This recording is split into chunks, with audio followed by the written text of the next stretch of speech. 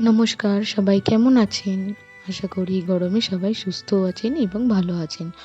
আপনাদের সামনে আমি আবার একটা রেসিপি নিয়ে চলে এসেছি, নাম এগ মাঞ্চুরিয়ান। উপকরণগুলো হচ্ছে গাজর, ক্যাপসিকাম, আদা, পেঁয়াজ, কাঁচা লঙ্কা এবং রসুন এবং ৫টি ডিম। আমি আদা, রসুন, গাজর, ক্যাপসিকাম, কাঁচা লঙ্কা সবকিছুই টুকরো টুকরো করে কেটে নিয়েছি। একটি সস তৈরি করব, যেখানে সয়া সস এবং টমেটো সস,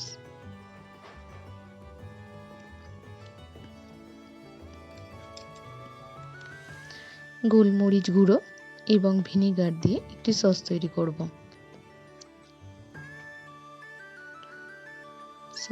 সসের মিশ্রণ তৈরি করব। দেখুন, গাজর আর ক্যাপসিকামটা টুকরো করে কেটে রেখেছিলাম, সেটা গ্রেট করে নিয়েছি এবং আদা, রসুন, লঙ্কা একসাথে গ্রেট করে নিচ্ছি। আমার কাছে এই গ্রেটারটা ছিল, তাই আমি এতে গ্রেট করে নিয়েছি। আপনাদের কাছে যদি মিক্সিতে আপনারা গ্রেট করে নিতে পারেন। পেঁয়াজটাকেও আমি গ্রেট করে নিয়েছি। ডিমটা সেদ্ধ করে নিয়েছিলাম। আমি এখানে ৫খানা ডিম নিয়েছিলাম। ৫খানা ডিমের সাদা অংশটা, আর তার সাথে ২টো কুসুম নিয়েছিলাম।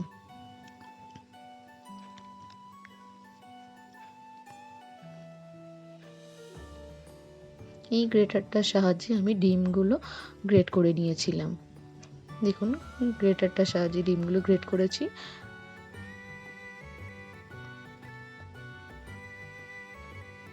এখন গাজর, ক্যাপসিকাম, আদা, রসুন, কাঁচা লঙ্কা, পেঁয়াজ যে গ্রেট করেছিলাম সেটি একসাথে মিশিয়ে নেব এবং অল্প পরিমাণ লবণ দেবো। সাথে যে সসটা তৈরি করেছিলাম তার থেকে কিছুটা পরিমাণ সস এতে দেবো।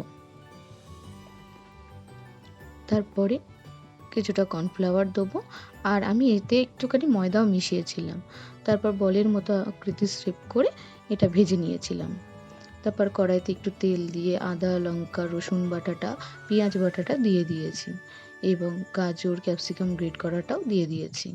দিয়ে একটু জল মরে যাওয়াতে আমি অল্প পরিমাণ, কড়াইতে যাতে না লেগে যায় সেজন্য জল দিয়েছিলাম।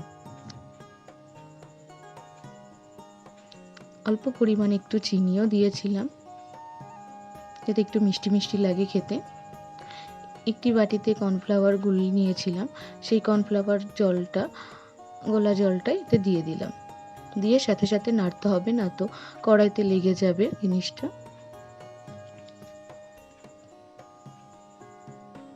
বড়াগুলো গ্রেভির মধ্যে দিয়ে দিয়েছিলাম। এবার আস্তে আস্তে নেড়ে চেড়ে একটুখানি ফুটতে দিয়েছিলাম।